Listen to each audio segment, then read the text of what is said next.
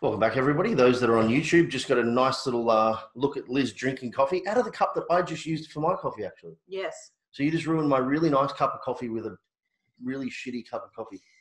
Anyway, welcome back, everyone. Joined by myself, obviously, Liz, and our lovely coach, Mr. Tom. How are you, mate?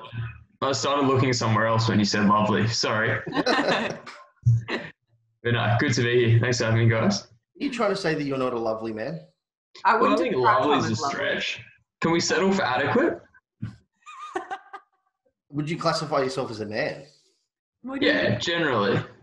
Well, just when Liz and I first started dating, for those at home, I called her a woman, I think. And she was like, woman? I was 23 at the time. I'm not a woman. Mm. And I was like, no, you weren't. I'm 25. Yeah, sorry. And I was like, well, what are you? Girl? Like, I don't know if I really want to call you a girl. Like, you seem a little bit more mature than a girl. And she was like, oh, you don't want to be a lady. That's older. Yeah. Is she a featherless biped? Yes. Man. Therefore, man, I reckon. Yeah, so she was uncomfortable with being called a woman for a while. But Tom's embracing the adequate man. Yeah, adequate. I mean, a boy can't rock a stash. I feel like there's a lot of shit talk coming from your mouth this morning, so I'm going to cut you off. Okay. And we're going to get to Tom, who's way more interesting than your shit talk. He is lovely and interesting. He's lovely and interesting. And Tom has been up to a lot, haven't you, Tom? It's been a very interesting year or so, actually. It's been good fun. Why don't you give us a rundown, starting with the moving of the states and then the losing of the weight and then the changing of the sports? Yeah. Okay. Yeah. Gee. Change of sport. So basically, I turned 23 last year, which means for those in like powerlifting, I think bodybuilding's the same circles. That's your last year of juniors. So end of 2019, I decided to move up a weight class and sort of tick all my boxes and smash the 1%ers for my last junior nationals as a powerlifter. Didn't end up competing, actually, because I tore my hamstring twice. Basically, pardon? Once is never enough. Yeah, oh look, not a great time. But no, so I let myself gain a bit of weight. I'd always traditionally sort of sat at 85, 86 kilos and got as high as 96.7. So that took about like 12 months of just constantly overfeeding myself. I got a lot stronger. Like I benched like 140, not very good at benching, squatted 250, and didn't actually end up testing my deadlift courtesy of the hamstring. But yeah, got a lot stronger. But one of the things I found was because I had in my head this idea of becoming it, like ending being a junior was like the proverbial finish line. I invested probably a little too much emotional energy into that process in like the short term. And found myself not only getting a little bit burnt out, but I found myself making sacrifices with my training, which weren't ways that I wanted to be forever. Like I got a lot stronger. Like I put 25 odd kilos, 30 kilos on my squat in like 9 months. And I felt really like strong. But what I found is I was strong only in that particular domain. And the rest of my life kind of sucked. There was this one moment when I was at my heaviest where I was walking from the station to uni. It's like a 20-minute walk, 2Ks, no hills. And I looked at my watch and my heart rate was 140. Oh, shit. Tom. And I just in that moment went, hang on. That's bad. That is not how I want to live my life. So did that. And then like, I was playing mess around footy, like not at a particularly serious level, and did my hamstring, did it again 6 weeks later when I tried to go back to playing footy. And it sort of made me wonder, like I'm quite young. I know powerlifting's a thing which will be there for me for another 15, 20 years and some. What can I do to sort of improve the human being I am a little bit more instead of necessarily pushing being a powerlifter? And when I was a kid, like a proper kid, when I was like 8 or 9, I did like heaps of running and I really enjoyed running long distances. So basically I'd always in the back of my head thought, oh, like I really want to do a marathon. I want to do some long distance running. And one of my best mates twisted my arm into me signing up for a half marathon last November. So I trained for 6 weeks for that. Lost a little bit of weight, had a great time. Hang on, how much weight is a little bit of weight? No, this is for the 6 week. Oh, No, right. Yeah. Okay. So like for that one, I probably lost like 4 or 5 kilos. So I went down from like 96.7 to like 91, 92. Yeah, so 5 or 6 kilos. Had a really good time, and then sort of decided, okay, if I know that strength training is going to be something I do forever effectively, I can afford to spend 6-12 months pursuing some other goals and doing so in a way which improves like the health of the organism, which is me. So like I'll sleep better, I'll feel better, I'll have better body comp. Those niggles you get from sort of really focused powerlifting training, like pec tendonitis, like hip impingement issues, allow them to subside and get on top of them and be proactive with my rehab. And then because I'm chasing performance in a modality which rewards being light and moving well, I can at least get some kind of self-efficacy and enjoyment out of that. So I'm competing this weekend, actually. I'm running an ultra marathon, which will be 50 Ks. So that's sort of me full circle. I'm down at my lightest. So I was down 16 kilos. I've pushed some more carbs and salt in this week, so I'm floating a bit heavier. I'm floating around like the 82, 83 mark. And yeah, that's really the story. It's been a really cool experience. It's been a lot of fun. What a change. But still weight training. Yeah. Yeah, so the whole time I've lifted weights 3 times a week. So I did 4 times a week until January. Mm-hmm. And then when I signed up for the ultra, I dropped my frequency down to the 3rd session a week, just so I could afford that extra bit of time to sort of drive that aerobic response. Yeah. How have you found, so when you're doing powerlifting training, there's probably particular things that's going through your head, a particular mindset that you go in with. How is that different when you enter a long run, like when you're training for the 50? Yeah, I think it's funny because running has definitely made me train harder in the gym. Mm-hmm. I think powerlifters love talking about how hard powerlifting training is, but it's probably one of the easiest sports in the world. Like, the hard thing about powerlifting is engaging in it long enough to actually become good. Mm-hmm. And really, like, you look at any, like, exceptional powerlifter, they spend 10, 15 years plus, like, just persisting and improving marginally over that time. Like, I think that's a difficult thing. Whereas with running and with like aerobic training generally, there are sessions which just like the level of pain you experience is a lot higher, and you also experience that level of pain for a lot longer too. Like even a really hard set of like 8 squats, which would be disgusting, is generally over in a minute or so. And then, you get to lie down for 5 minutes, have some more caffeine and do it again. Yeah. You mentioned powerlifting being one of the easiest ones. I would have said perhaps ping pong is easier until Dean showed me some footage of extreme ping pong. It's holy shit. Table tennis. Table tennis. What's the difference? I'm not entirely sure, but I think ping pong might be like. I think like people will colloquially use ping pong. Okay, all right. But it's not actually. We'll go with table tennis. I'm so sorry to all the serious table tennisers out there listening. That's like half your listenership, isn't it? It's at least 50%. That's a necessary apology. Yeah, but what about lawn bowls? I dare say that would be easier. Yeah, physically. Yes. Maybe not on the. Oh, actually, it's very fun. I was going to say the ball spectrum, but I personally think that going through really hard training makes my life in general feel easier. Have you found that you approach different difficulties and struggles in your life differently after experiencing the pain of long distance running?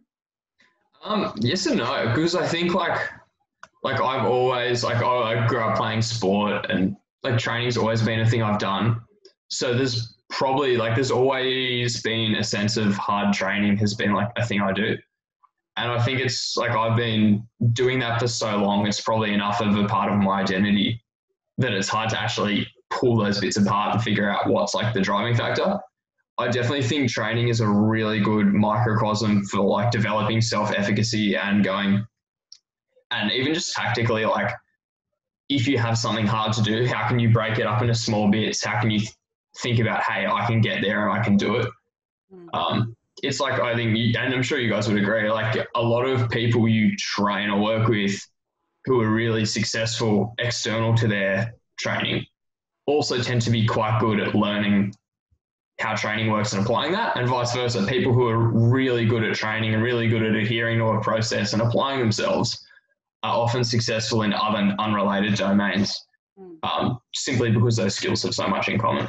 Yeah, of like commitment and dedication and even just being able to waver some pain for a moment to realize that it's only short and acute, and long term the positive is greater than the negative, and not choosing short-term satisfaction. Even simple things like team coherence in sports, like team sports, and understanding that it's good to lean on people sometimes, but sometimes you have to be an individual. Like exercise in general, or fitness in general, I think has a lot of carryover into life. Yeah, definitely. Some of us are lucky enough, I think, that we, for lack of a better term, fell into it as children and maintained it. And then there's a lot of other people, I think, that they struggle to get into it because it's really difficult to put yourself in those tough situations when it's not comfortable. Whereas, like you said, similar for me, I've kind of been uncomfortable my whole life in regard to sport, I was not encouraged into sport as a child, nor was I discouraged from it though, but it just wasn't something that my parents really pushed. And I got into it as a late teen, and I did it because, I think I did it for vanity, actually, to be fair, at first. But a really awesome byproduct was I was really angry. I had like a lot of emotional buildup, and I just found that exercise helped me let go of all of that. And I left the gym feeling like clear-headed, and I could make better decisions. And I don't continue training anymore, like at the ripe old age of 31, nearly 32, for the same reasons, but I still get the same benefits. Like I'm, still things piss me off occasionally, and the gym helps me let go of that. Yes, you, Dean. But yeah, so I think like there's so many benefits to it that seem unrelated, but are just such awesome byproducts. Yeah, as a non-reflective individual that I am, I don't think I've realized how much of an advantage I gained out of my childhood and the path that I took with sport now as an adult. However, the more I look at people that try and get into it at a later age, and also like listening to people that are far more reflective than me, I'm like, yeah, that was one privileged upbringing that I had. Yeah. Privileged white male. Yes, I am. But mate, you mentioned before that you cut your weight training down to 3 times per week. So I thought it would be interesting to maybe unpick what you've personally found, and then maybe we can talk about, what we see in the research or even in other clients as to like how you've been able to manage the exercise load from what seemingly is 2 very, very different modalities of exercise, one being strength training, one being endurance training. Okay. I think like the way, like something I think we don't talk enough about is that the dosage of like anything really from like a training or nutritional perspective, you need to maintain an adaptation is like so different to the dosage you need to like improve things. And particularly in the case of powerlifting, right, as an example, a relatively meaningful amount of your improvements, especially as you become increasingly advanced, are as a natural athlete, like technical and force outputs, so they're like neurally driven. So really for me, and especially because I knew I wasn't going to compete in that window of running, the question I had to ask was, how do I hang on to as much muscle mass as possible and still stay in touch with a degree with a small amount of technical practice? So basically, like, I can reduce my weight training volumes, that's cool, and just have like hard sets, so to speak. So have like that requisite like third to half the amount of volume I normally do, but do it with intent and do it well.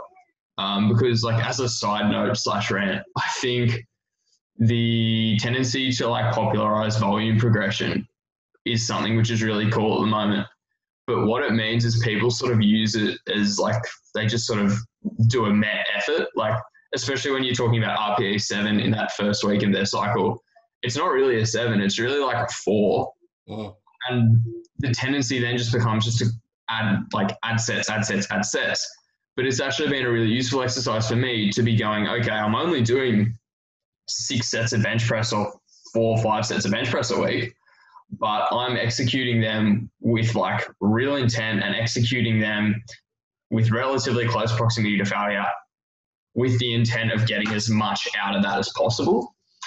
And I think particularly when you talk about like running as your, like the thing you're pairing with lifting, one of the drawbacks of doing like a large volume of long distance running is the eccentric loading, particularly on your hamstrings, is quite high. Like you are taking a lot of steps, and you're facilitating like a fair amount of muscle damage, and that is going to fatigue you. So even though it's like quite submaximal. So the question becomes, how do you get the most out of as little as possible, which is something you posted about the other day on Instagram, I saw it. Yeah, last night. Getting the max out of the min. Max out of the min. Definitely. It's a really interesting thing because you're right. Like obviously volume has been this, theory of more volume equals more growth in the hypertrophy space. And yet a lot of people forget to asterisk that comment with the so long as effort is there also. So like if you have a client that is otherwise very, very poor at getting to like a legitimate proximity to failure, then more volume will be better than less volume. But the moment you drive effort in, less volume is necessary. We've weirdly forgotten that there's this inverse relationship with intensity and volume. It's like people have forgotten about that, and all of a sudden it's now more volume, more intensity. But really the intensity isn't that great because more volume dictates that they have to do less intensity. And like you kind of forced upon you in what you're currently doing. I remember reading ages ago, I couldn't quote the numbers on it, but the amount of actual micro trauma in a runner, like from the feet up, is exponentially greater than that of a weight trainer. Yeah. It's like, and I think that's a really interesting one in that it's just not a thing that people think about. Yeah. Especially the people who are real big advocates of like muscle damage drives hypertrophy. Like, man, those marathon runners are jacked to their legs. Like, or they'd have club feet. Yeah. Could you imagine? Like hypertrophy. just got fucking paddles. Yeah. So once this run is over, this coming weekend, right? Yeah. And So also, the 11th. You're raising money for Beyond Blue through this run, right? Yeah, we are. If anyone wants to donate, Flex Success is donating. Yeah. Flex Success have. Thanks, guys. Our pleasure. What is your Instagram handle if anyone wanted to jump on and donate? Yeah, so my Instagram handle is tom.clark.fitness. I've got the link in my bio. Oh, we'll attach it actually. We'll drop it in the show notes. Oh, yeah. Cheers, that would be great. Thanks. Release this on Monday, so it'll be just after your run. But For those that have an ABN, it is a tax-deductible donation. If that's an incentive. So once this run is over, what's the plan for your training? So plan is I've entered for powerlifting nationals, which will be 18 weeks later, which I'll compete at as an 85. The plan is, so I've got like a very gradual introduction to the powerlifting movements in that I've got like 2 or 3 sets a week of very, very easy powerlifting. And the rest of my training is biased towards like work where I can acquire as much mechanical tension as possible. So very much because I'm weighing in so light at the moment, like I'm weighing in at like 81, 82, you put myself in that slight surplus, let myself gain 3 or 4 kilos in the lead up to the competition, ideally regain some of the muscle which has been lost because I've lost so much weight. It's inevitable that some's gone. Push that along and then keep myself doing like chipping away with the minimum dose of cardiovascular work I need to improve slightly. So one of the things I really played around with my running programming in the lead up to this ultra was how much aerobic work do I need to do as a minimum to notice week on week improvements? And then what is the maximal amount of aerobic work I can sustain and in which modalities?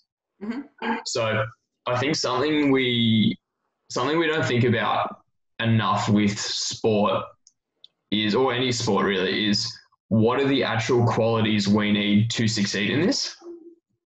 And I think that's really that's where a lot of like generic powerlifting programs fall down, is that at different stages, different individuals need different things to get better.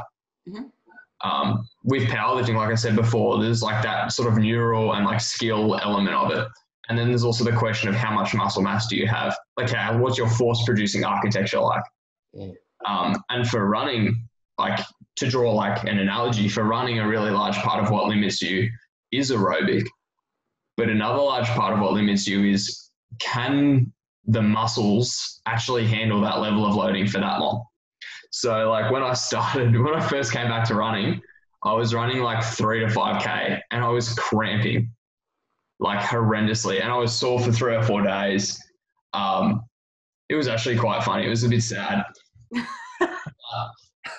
When I was doing that, I sat down and went, okay, like what are the things which are limiting me right now? There's obviously like this tissue tolerance, which is limiting me. So what I need to do is work below that threshold of like, where do my joints get beat up, and split up the workload so I can allow that to get a little bit better. And then because like running an ultra marathon is such an aerobic endeavor, what other modalities of training can I engage with, which will give me an aerobic benefit without having the same loading? Mm-hmm. So like the thing I've been utilizing a lot of cycling as an example. Sure, like it's not as specific, it's not going to be as good as like doing more running. But what I found was once my weekly kilometers ticked over like 35 and got closer to 40, I started getting niggly, like Achilles tendonitis, my knees got a bit cranky, things didn't start going as well. So it was about finding what's that dosage and then what are some other domains I can improve that training output for. It's really similar with like what you see with a lot of powerlifters at the moment.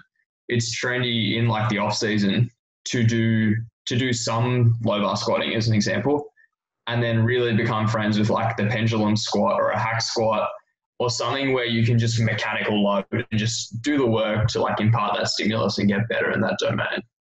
Yeah. You chose the bike because it was lower impact on your joints, right? But still had cardiovascular benefits. Yeah. I live in Brisbane now, and Brisbane's also just a super bike friendly city to get around in. Such terrible public transport it needs to be. Is that so?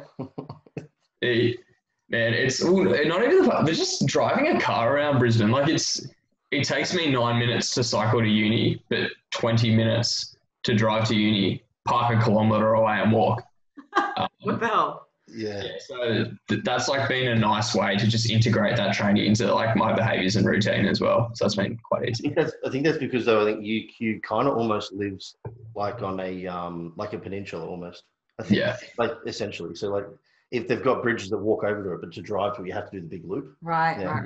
For listeners that don't know you, Tom, or don't follow you, can you share why you moved to Brisbane? Yeah, so I moved to Brisbane at the beginning of the year to study med at University of Queensland. Which has been really cool. It's been really interesting. So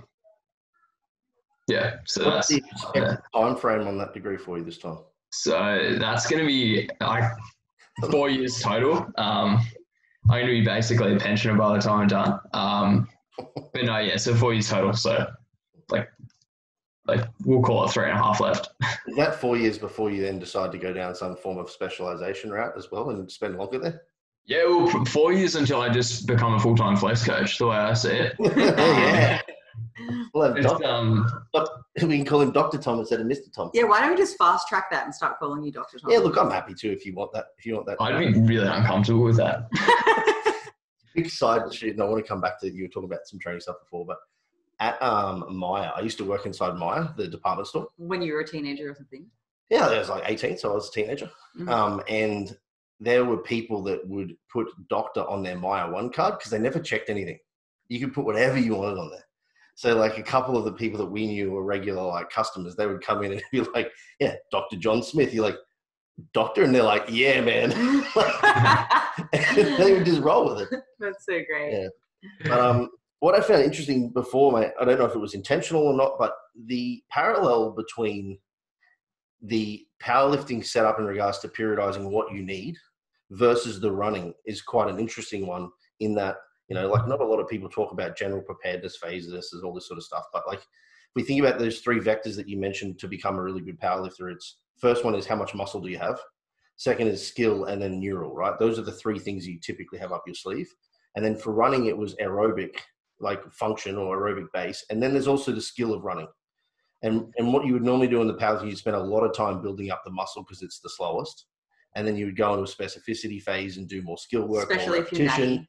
Especially if you're natty, repetition, and you get better at becoming a powerlifter as a skill at the end. And then in running, you've essentially done the exact same thing. You built an aerobic base, knowing that you couldn't tolerate so much of the specific running. But then eventually that specific running, obviously cadence and repetition of that has to go up too. So this is just like a really nice framework for people to think about, I think, when they're trying to either do two things at once, which is what you're doing, or if they want to try and get better at a new skill or a new sport or whatever it may be. How do we start at the base, and then where do we go from there? I think like a really good take home is think about it. Like Tom has clearly thought about it. I find a lot of people, especially people who come from a fighting background, their strategy is just go as hard as you can until you break, and then even then continue to go hard. But Tom, you've obviously thought about this in a bit more detail, and you're far better off for it.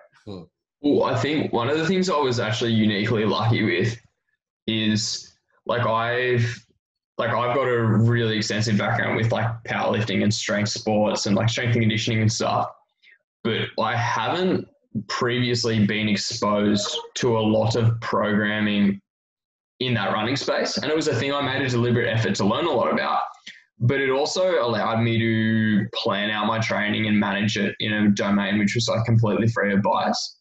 I had a mate send me a weights program he made up for himself a couple of weeks back, where what he'd done is he basically went straight to the literature and went, what are the recommendations? How does this work? And then he wrote a program from that, having never been to a gym in his life. Right. It's really interesting because he'd produced this product which was like, there wasn't anything technically wrong, but it really defied a lot of like traditional conventions. Okay. Give me some examples. Like he had one day which he was repeating like 4 or 5 times a week, but had like basically 1 to 2 sets per exercise, and sort of worked on this proviso of I can deliver like maximal stimulus in that single set, so I can train quite hard, but then because I'm only doing a set, I can recover quite easily. Okay. It was really interesting, like as a thought process. And I think because he had to go back and go, okay, what are the principles driving this? How do I apply it? Mm-hmm. And I think there are probably a few too many people who love their like individual school of thought. And when they get really, really deep into that school of thought, they stop like thinking critically about all the applications and begin to be wrong at least some of the time. Mm-hmm. Like really, like to draw on the powerlifting examples, arbitrary example would be like looking at the people who are really, really deep diving into like RTS right now, as opposed to the people who are doing like linear progression forever in the past. There's the Wilks cycle, which a lot of like natural Australian powerlifters will be familiar with, where like individuals start doing sets of like 10 and then they do sets of 8, 5, they end up hitting a PB set of 5 like 4-ish weeks out, and then a PB double like 2 weeks out. And I think when you have a framework like that, like the Wilks cycle, it's a really nice like framework to begin with, and I think it's useful to learn with that. But then when you begin to ask the question, like, why does this have to be exactly this way? And what's the principle driving it? All of a sudden you put yourself in a position where you can troubleshoot and potentially allow it to solve more problems for more people. Mm. Or even differentiate, is this going to be the thing which is the most effective right now? Mm. Yeah, I was going to say, I think it's because people like when they want something, they go looking for the answer, not for the pathway to get to the answer. Or looking to confirm their bias, their existence. Yeah, but if I wanted to learn, if I was like, I want to be a runner, I want to run a half a marathon tomorrow, the first thing most people are going to put into Google is running program. Mm. So then they get just given a generic program that somebody's already created and have no idea why it exists, because they haven't actually thought about it. Like you said, like, what do I actually, like, what are the requisite skills or, particular characteristics that are required to do well. Yeah. And it's funny you say that, right? Because I almost view, be asking that question as the easier one. Like, particularly with running as an example, right? Like, there are a lot of really fancy programs I've looked at for running. But basically, like, aerobic training is like super convenient because you just get this nice like dose response. And when you have non-responders, almost all the literature suggests you just have to give them more work and they become responders.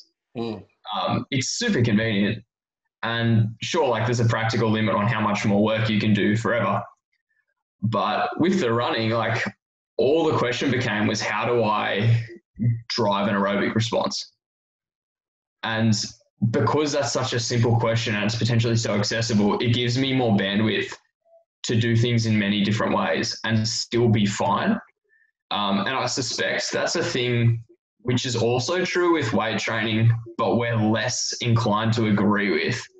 Because, like, you watch, like, bodybuilding is a really good example. Look at the diversity of training approaches in the bodybuilding world. There's all these people doing all these, like, really different things. And they're all getting at least some people really jacked. Like, we probably, like, though, like, as much as we love thinking about the minutiae, it probably doesn't matter quite as much as we would like, at least in that aspect. The outcome can be, if we're talking about bodybuilding specifically, the short-term outcome of getting jacked. There's plenty of ways to skin a cat there. But then we only have to look at Ronnie Coleman to see the long-term consequences can be quite different. Yeah. Being a bad surgeon. Oh my God. How many surgeries has the man had now? Too many. A lot is probably the official number. Enough to make him live 24/7 on Oxy. Yeah. Yeah, like, but even like Ronnie Coleman, man, like, at his peak, his quad circumference, like, his thigh circumference was larger than his hips.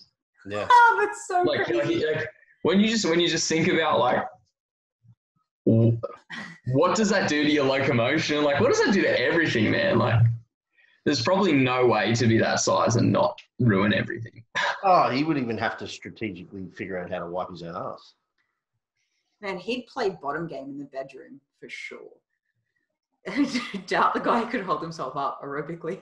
I don't. He did do a lot of reps too, though. Who knows? But just screaming, yeah, buddy.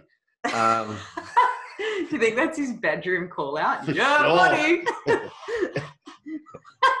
I don't want to know. No, the interesting thing is, I think, like I said before, like, a lot of people's results are predicated on effort, right? And there are a whole bunch of different approaches that people take in the bodybuilding space and other fitness spaces. And I think if you are willing just to sort of just go in and go hard, you'll probably get to like 80 to 90% of what is achievable naturally, or even not naturally, just by putting in a lot of effort.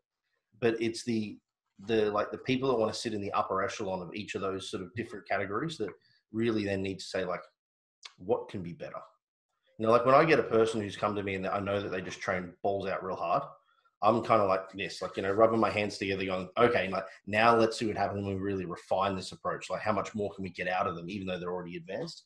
But I don't think advanced... To get them to train smart, not just hard. Yeah, I don't think if you're already at an advanced stage from a developmental perspective, whether it be cardiorespiratory or even like anaerobically or strength-wise, you won't get the extra bit until you then do become more refined.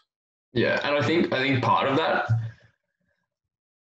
that process of refining it probably also involves, like, accepting some contours or like some sort of, at least some degree of phase, like, potentiation in your programming and training. Like, I'm very much of the opinion that the people who are pushing a single approach all the time, like, if you're in that high volume camp and you're just doing high volumes constantly and you're just escalating set volume across your cycle and you do that forever, that is a way that will probably likely cap your long-term progress. But alternatively, if you're someone who's done, like, that high volume work for 2 or 3 years, and then you spend a period of time going, okay, I'm going to work with comparatively lower volumes, I'm going to drive my intensity a bit higher, you'll probably find exploring ends of that continuum actually facilitates you eking out the 1 or 2% for a longer period of time. And that's definitely my powerlifter bias showing, because there's a lot of individuals, like, at the moment, like there's a few like separate trends going on, but like people are really like auto regulations increasingly a growing thing. And I think it's something which is going to stay. But a lot of people take advantage of auto regulation to work harder than they previously have because it's sort of taken over this trend of sub-maximal load prescription. And what happens is because you've spent 2 or 3 years doing sub-maximal work, like nailing your technique, accruing a decent amount of volume, when all of a sudden you have a framework which lets you work a little bit harder and work a little bit harder by like what your perception of difficulty is, you experience this sudden surge in the amount of PBs you're hitting, especially at that top end of strength. So you might find you're hitting PB triples every week for ages. And I found when I went up in body weight, there was a period of 6 or so months of that bulk where I didn't hit many PBs at all. And that was because like my training was almost entirely sub-maximal. And then when everything shut down with COVID, I had a gym in my garage. All of a sudden I was getting 9 hours of sleep every night. I was given the option to auto-regulate a bunch of sets. And there was a period of like 12 weeks where I genuinely would have PB'd every week, every second week in some kind of rep for my main lifts. And that's not because like having some level of auto-regulation is magical, but it's because it facilitated me realizing those gains which I've worked for in the past.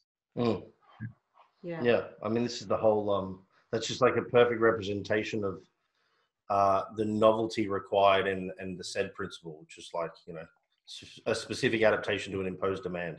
So the moment that you can go from consistent progression or consistency in a particular modality to then create a novel stimulus, you'll get an additional adaptation that's specific to that demand. So it's a really, really good valid point. I imagine this would also still apply even to the running camp too, you know.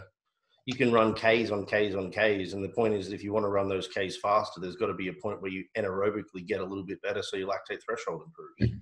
Yeah, and that's why like one of the really predominant schools of thought with long distance running is 80-20 prescription of your volume. And it's the idea that 20% of your running volume is like super maximal race pace. And that 80% sits below it and is just really easy work. And that framework allows you to concurrently accumulate heaps of kilometers, but also get really good sort of peak exposure. And it's like you said, it's that idea of at some stage, if you want to run faster, you have to run faster. No. Yeah, Usain Bolt just like jogs constantly. And I think that was the thing I was really lucky with in preparing for the ultra. There's basically no demand on my capacity to run quickly. So all of a sudden it becomes really easy for me to use more than 80% of my training as just being really easy running kilometers. And that's particularly nice in a counterintuitive way. That's nice balancing something like powerlifting, because those easy Ks, sure, like there's an element of mental toughness in like just being able to run for 2 hours. But they're actually comparatively easy, low-stress workouts. Low stress physically or emotionally? Both. I think, like, if you're... And, like, again, this comes from, like, my background playing footy and stuff. In rugby pre-season, and Dean, you'd probably agree with me from soccer, or football, rather, whatever your persuasion is. Soccer. But, like, I think... Like from my rugby background, cardio is always you do this until you vomit. It's the hardest thing ever. And understanding and utilizing like heart rate zone training, that I can just run. Like I ran last Monday, I ran a marathon and my average heart rate was 145. Like the same as what you were walking from. Marginally higher than I was walking a year ago. Isn't that embarrassing? That's hilarious. That's so funny. That's a good one. Now there's a testimonial. But no, like I think like when you're operating in that kind of zone, it's not actually particularly hard training. Like the boredom of I'm doing this for 3-4 hours is probably more of an issue than like having to really psych yourself up for it. The way that like before like pre-season training, you might be sitting in the car before the session going like, I don't know how I'm going to run these sprints. Just drawing some parallels in my mind here to that really easy but consistent running, you know, over 80% you mentioned. That's like trying to make progress in almost anything else. If somebody's trying to lose body fat and maintain a lower body weight, most of their work they have to do is mundane and consistent and boring, and they just need to persist with it for long periods of time, just like the easy work that you do when you run. And I think that's when people get kind of derailed, because it is boring, because it's not exciting, because it's repetitive. But that's where the magic happens. Okay? Yeah. And I think it's like, I'm pretty sure it's Atomic Habits. That's the statement that the difference between people who are like exceptional and Olympians is they can tolerate boredom. Yeah, that was like the last chapter of Atomic Habits. Yeah. And that's massive. And like, I think, and again, like as someone who's trained his whole life, I feel really lucky because I always train. I'm always going to have some level of training. So all getting better at any one domain requires of me is for me to turn the knob on. What's the thing I'm training or like spending that time doing?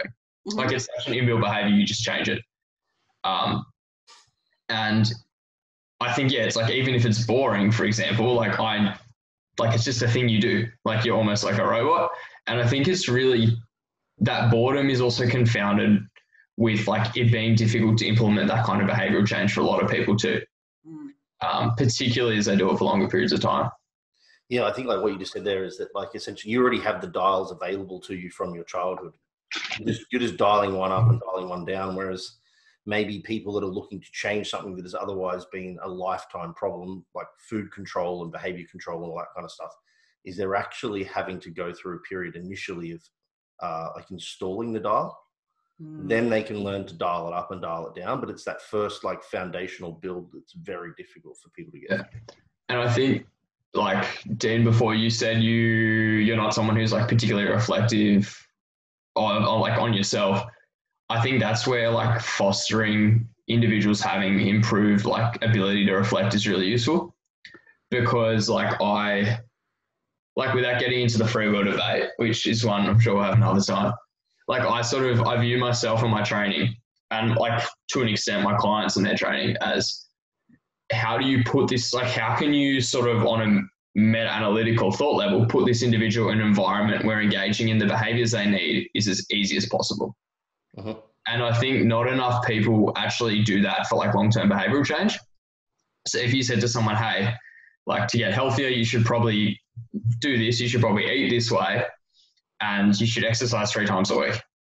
Not enough people ask the question of like, what kind of like bigger behavioral changes can I make to make exercising 3 times a week possible or easy? Like, does that mean you sign up at a gym near work and you go to work an hour early every day? Or like ask that next step of questioning and thought process makes things like way easier. Like one of the things I found which really helped me lose a lot of weight was I would pack my meals, and then even on the days where I didn't have classes all day, I would spend from 7, 8, like I would get to the gym or run at 6 a.m. in the morning, and then I would spend 11, 12 hours at uni, like also because my study load's ridiculous, but I would spend that 11, 12 hours at uni with all my food completely planned and organized for that time. It was out of the house, so my fridge, I've environmentally made adhering to my diet super easily. You're reducing temptation. Well, it's actually more convenient for you too, more efficient. Yeah, way more convenient, way more efficient. But it comes from that thought process about the thought process. Like, what are the things which make me adhering to this plan easier, and how do I just manipulate my environment so that, you know, the proverbial sort of mouse in the maze is forced to make the right decision. One thing I find helpful along these lines when it comes to clients wanting to do something, and kind of loosely committing to, yeah, I'll eat more vegetables, like, but when, but how, but you know, whatever, is implementation intentions. So you would ask them to fill in the blanks. Let's call it, let's say somebody has a big issue with actually training consistently. It would be, please complete this sentence. On these days of the week, blank, I will exercise, and the number of working sets I will do is blank. I will exercise at this time at this location. And so they're highlighting what they'll do, when they'll do it, where they'll do it. And it's not left, and it's up to them to go ahead and actually repeat those behaviors.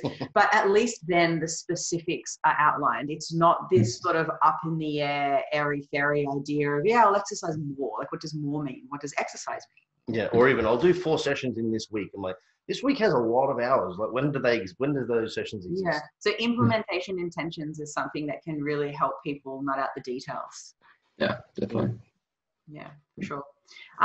Shall we move on to something we're sharing? Let's do it. Okay. Tom, do you have something worth sharing with our audience that you think might add value to all the ping pong players that are listening? Yeah, well, I thought a lot about this one. And one of the things I found myself, and like in line with what we were saying before about the idea of demand, like thinking about the demand of things and thinking rationally, honestly, referring to a textbook is, I think, my thing with sharing. Like it's really easy to get bogged down in like the minutiae and like what is the latest research on this?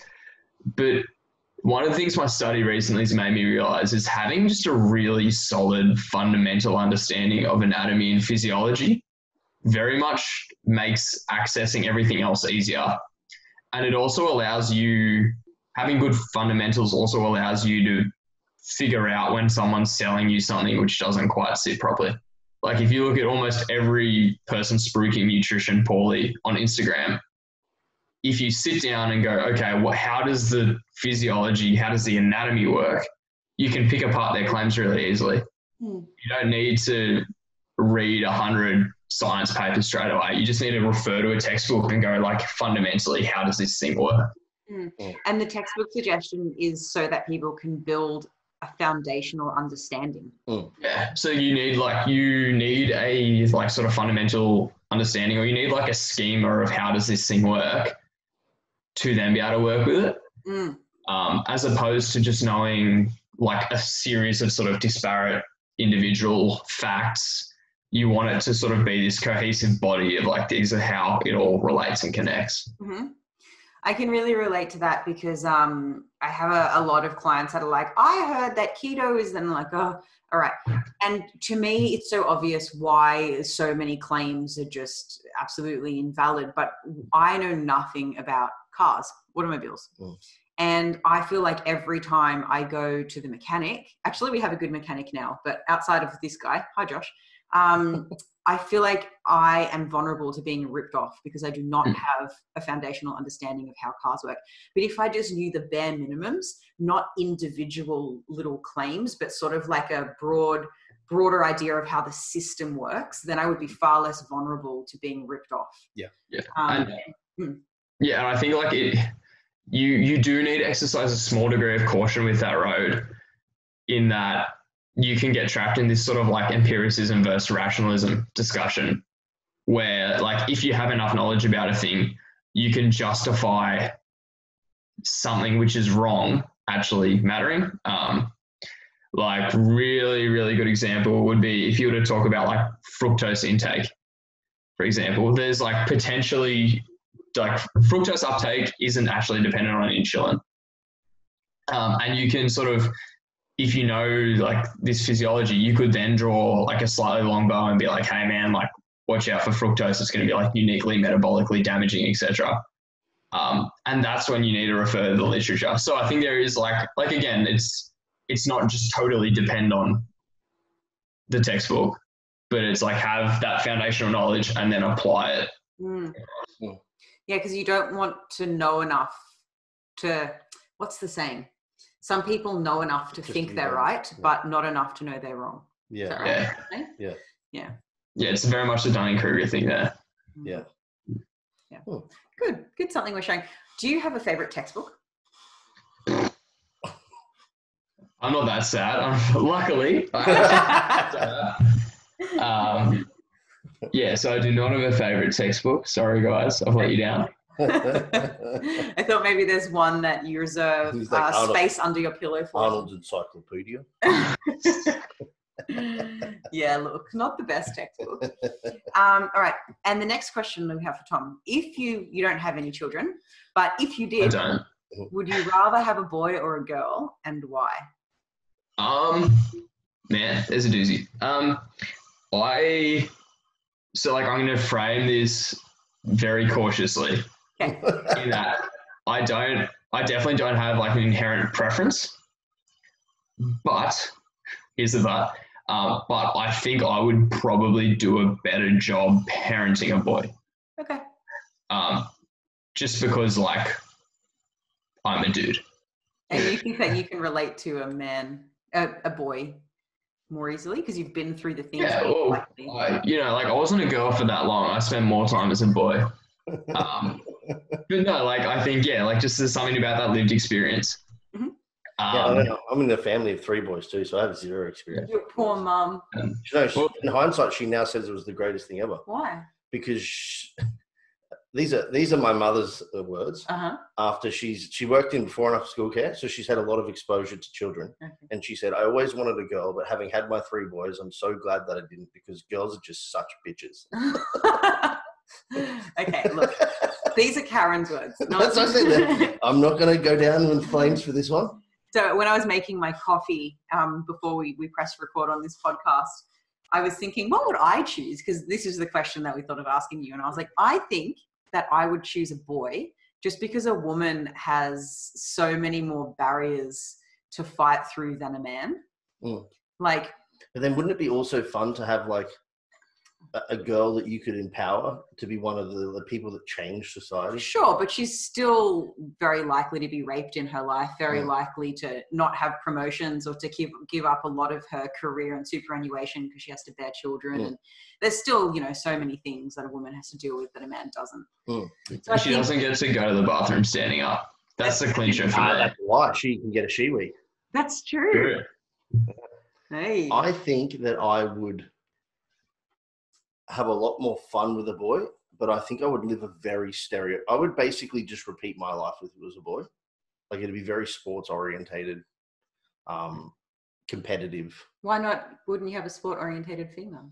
Potentially would, but I think I would also be quite typical or quite stereotypical with the like wanting to like be protective and I would let them do whatever they want, but I think I'd be more caring of a daughter. I would be more robust with a boy. Okay. One thing that we definitely don't want children, but if we had a girl, one thing that I would be sure to do would be to, when she's, gone through puberty, encourage her to be sexually active, because I think a lot of parents are like, yeah, my son's getting laid and no, my daughter's going to be a virgin until she's married. And I think those are such sexist ideas of like, what's embraced and then what should be oppressed. And I'm like, why? Women have sexual needs as well. Why? No, she cannot have a boyfriend till she's 18, but yes, my 12-year-old son can bang. Like, what are you talking about? I don't know if I've heard anyone say my 12-year-old son can bang.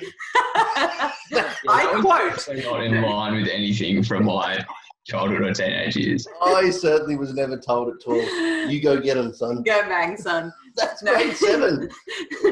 Perhaps exaggerating. But like, would you not both agree that it would be more embraced for a son to have his girlfriend sleep over and parents would be like, yeah, you guys can share a bed, son, make sure you don't get her pregnant. But a female would be like, no, your boyfriend is not sleeping over, you're not old enough or whatever. Yeah. Well, I'm a little bit on the spectrum, so I'm going to paraphrase what I say next about that. Okay. But especially like as a bloke, I find like a lot of like gender specific issues like that, I often find myself wondering why we can't just like treat people like people. Yeah. Equally. Like as someone who has like a younger brother and a younger sister, like they're both just people. Like it's really foreign to me, and like I'm really privileged like in that, like that's a product of like my upbringing and my experiences with the world. But like can't we just treat everyone else like we're the same? Like that is a great idea, Tom. Mate, it would be lovely. Incredibly intuitive. Yeah. I grew up with parents that weren't born in Australia and were raised with very traditional ideals of gender norms from their background. So Lebanese and Venezuelan. My dad is Lebanese, my mum is Venezuelan. my brother was always tasked with mowing the lawn, not that he ever did it. And I was always tasked with doing the dishes and making dinner, and very, very typical. And so it's probably no surprise that whenever my brother had a girlfriend, whoever it was, she was allowed to sleep over. I was never allowed, not only to go to a boy's house, if he came to my house, we were not allowed in my bedroom, even with the door open, even if we just wanted to watch a movie, because I had a TV in my room. He had to be in the lounge room with my parents, and so we were just treated so differently. And it was not because I was shown to be sexually promiscuous and they couldn't trust me. Like, I wasn't. It was just because I was a female. Yeah. And the same as if I was to have a girl, she can bang. Yeah. I'm down with that anyway.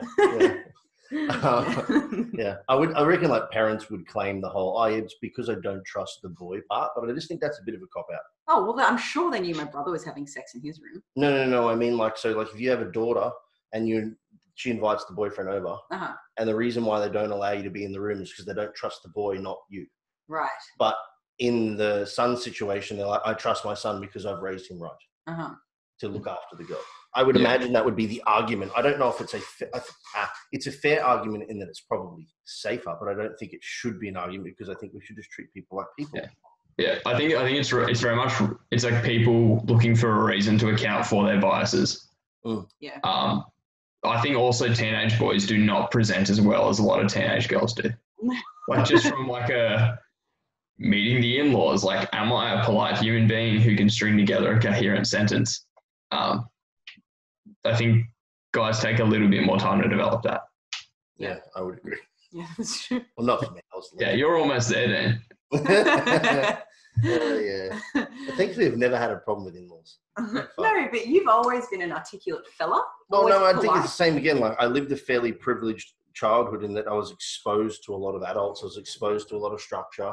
I was exposed to in a soccer team that we had the manager of our representative soccer team would say, if you don't have your boots cleaned, you do the following. So that there was already authoritarian figures where I had to adhere to rules if I wanted to get a particular result. So you knew. I buffed those boots like a motherfucker. You knew. Tom, now we're going to play Would You Rather. Oh boy. Pulled a card out of the... We're going to go for two now because you only had one of the other ones. One other question. Oh, okay. Would you rather have permanent bad breath, A? What is it? Halitosis? Halitosis? What a name. Or B, have your partner have bad breath, but only around you. Oh man, I'm selfish as. I'm copping bad breath for me. So other people have to smell it. Yeah, man. Well, my nose will just get used to it and discount the smell. That's fine. I don't know. Look, you work online, so I accept your answer. Tom, you're a doctor. Why? Why halitosis? You know what the problem is? As a person who's come through, I don't know. What's the question, Dean? Yeah, what halitosis? I'm trying to think what the reference is. Usually a word, it has some Latin origin. Do you know the origin of the word? I do not. I only know the word from Mary Poppins, but I'm now Googling it. I get tripped up with it because of the hallicus longus. Is that the big toe? I'd say big toe. Yeah, the hallicus longus. And it's the tendon that goes to the big toe. Yeah. And every time I hear halitosis, I say, toe in mouth? What does... Oh, man. Maybe that's what it is. Maybe they're like, your breath smells like a big toe. So it's derived from the Latin halitus, which means breath. Oh. Thanks, yeah. Okay, There's your answer. Questions with the Dr. Tom. Yeah, that's what we're going to call this. Q&A with Dr. Tom. Oh boy, I've never felt further from being a doctor. Yeah, 9 weeks ago in my first week, I was like, yeah, this is exciting. Now I'm in this perpetual state of knowing nothing. It's great. Yeah. No. What do you got? Let's see. No. This one. No. No? No. Oh. Lose all your money and valuables or lose every picture you've ever taken. Money and valuables. Oh, really? I'd go pictures. Yeah. Well, lose all the pictures. Yeah. But money and valuables are so replaceable. Pictures are not. Is that why you've chosen it, Tom? Yeah, but also because I actually, again, speaking from a position of privilege, right? If I lost all of my money, I would like still find a way to survive. Like in that I have like the skills and the desire to work hard and to earn more money. Like that's fine.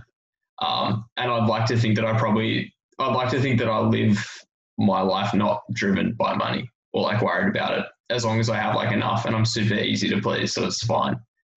I think that's a wonderful answer and I don't disagree with you. However, have you not lived the picture moment already? Yeah, but your memory is so fleeting and malleable. I think photos give you a concrete, I don't know, kind of anchor point of, oh yeah, that's right. And, you know. Yeah. Well, like I'm going to give a really obscure shout out here to Snapchat, because Snapchat, when you save a photo on Snapchat, it then like gives you on the memories a year, 2 years, 3 years, 4 years later. Cool. And I'm often struck by like especially if I go away with mates, for example, I'm like there'll be like a thing I'd forgotten about.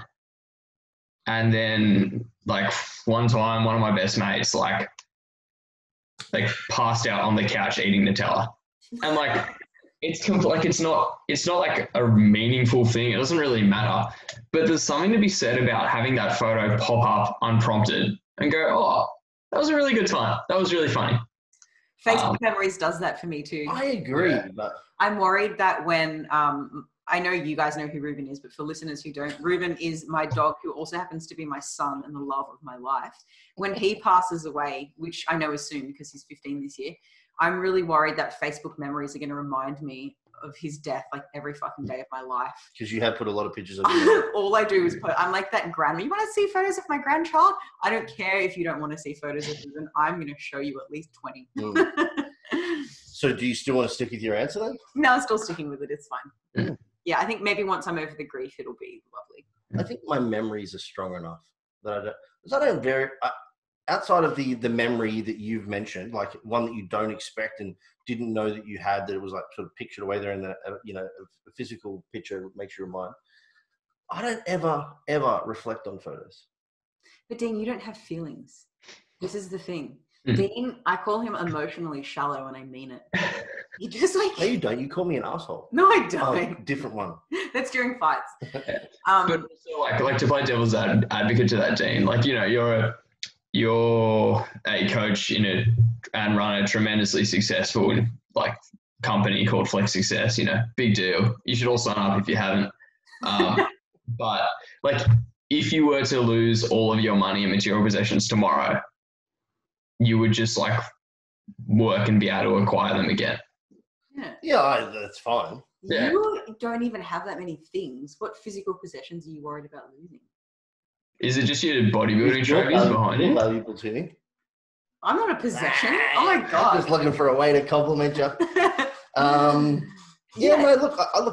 I'm for sure not even attached to my things at all, or money. But I do like having enough money that I don't have to worry about money. But you would only have to just build it up again. Yeah, but there'd still be a moment in time where I'd be like, oh, what about the mortgage? Look, just accept that me and Tom do not respect your decision on this one. Or you as a person.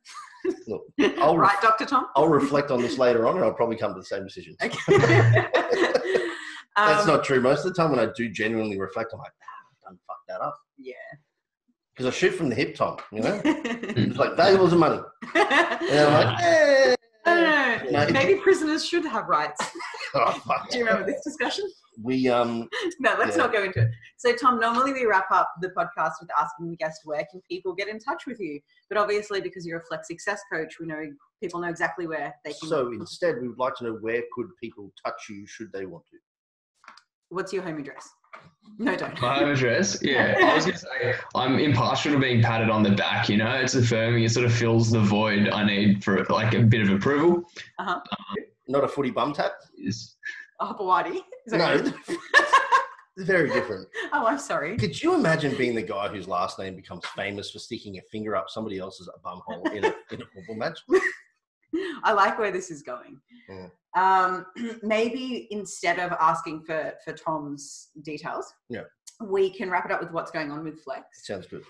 And this is getting released only 7 days after we're recording it, so it will still be fresh. We have just... Sweet maths, like 4 days. Not even. Is it 4 3 days? Fuck. Yeah. Sorry to Ruth, who edits these podcasts, who has to do it with like absolutely no warning.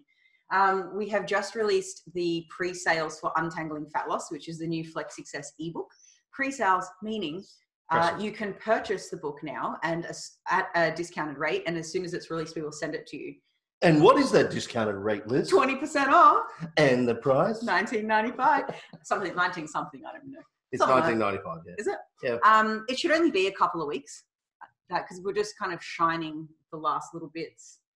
And then, so check that out. So Untangling Fat Loss was written to answer a lot of the common questions that our clients have, like how does fat loss and gain actually work, and trying to build that fundamental understanding like we spoke about.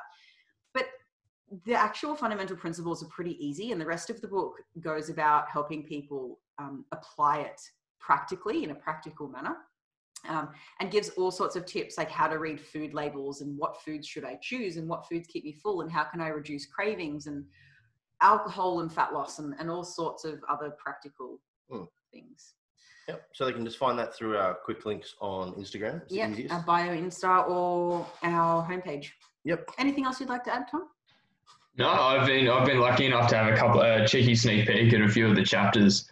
And give some feedback. It's really exciting. It looks like it's going to be really good. And I think like it's a nice extension of what like Flex is about, right? It's about like not coaching the same person forever, but it's about educating people and giving them the responsibility and the ability to like take control and make things better for themselves. So it's going to be really cool to see it out and about. Thanks, Tom. There's one other thing you forgot to mention there, Tom, and we have to get up you about this all the time, and that is that, guys, if you like this podcast, can you please like and share, take a picture of it, and tag us on Instagram. Yes. You never tell anyone, Tom. It's bloody Tom. Every time he forgets. Stop bullying me. It's the guest's responsibility to say that, by the way. Definitely not. Please like and share. All right, Tom, well, thanks for your time. It was a great chat as always.